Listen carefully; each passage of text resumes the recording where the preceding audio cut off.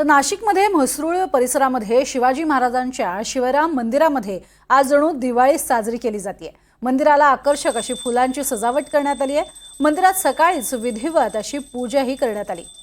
पंचधातूपासून तयार करण्यात आलेल्या शिवरायांच्या आसनस्थ मूर्तीला दुग्धाभिषेक घालण्यात आला। भक्तिमय वातावरणात महाराजांची आरतीही पार पडली।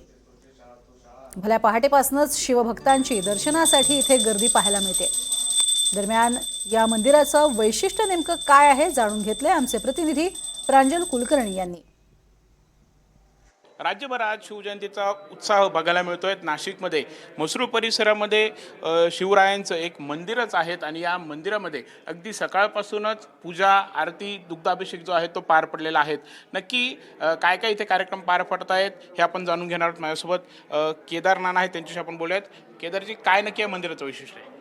या मंदिराचं वैशिष्ट्य असं आहे की ह्या मंदिराची स्थापना निर्मिती करण्यामागे डॉक्टर रामचंद्र प्रल्हाद पारनेरकर महाराज व डॉक्टर विष्णू महाराज पारनेरकर यांचे प्रेरणेने ह्या मंदिराची निर्मिती झालेली आहे। मंदिराचा उद्देश हे सामाजिक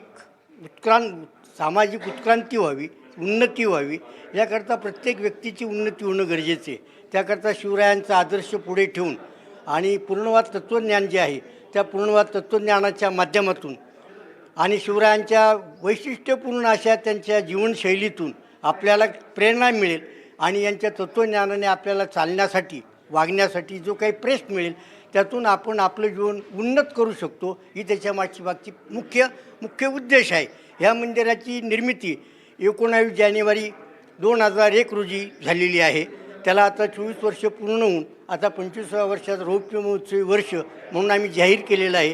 त्यानिमित्ताने 24 जानेवारी रोजी तिथीने येणारं जे हे होता वाढदिवस तो आम्ही हे करून नाना, या मूर्तीचं काय वैशिष्ट्य आहे आणि त्या आज दिवसभर काय काय कार्यक्रम? आता ह्या मंदिराचं वैशिष्ट्य कसं,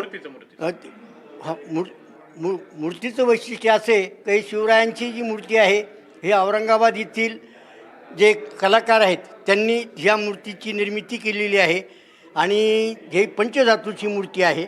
आणि बाकी जी आहेत खाली जी मोठी मूर्ती जी आहे ती डॉक्टर पारनेरकर महाराजांची आहे आणि जी प्रतिमा आहे ती विष्णू महाराज पारनेरकरांची आहे।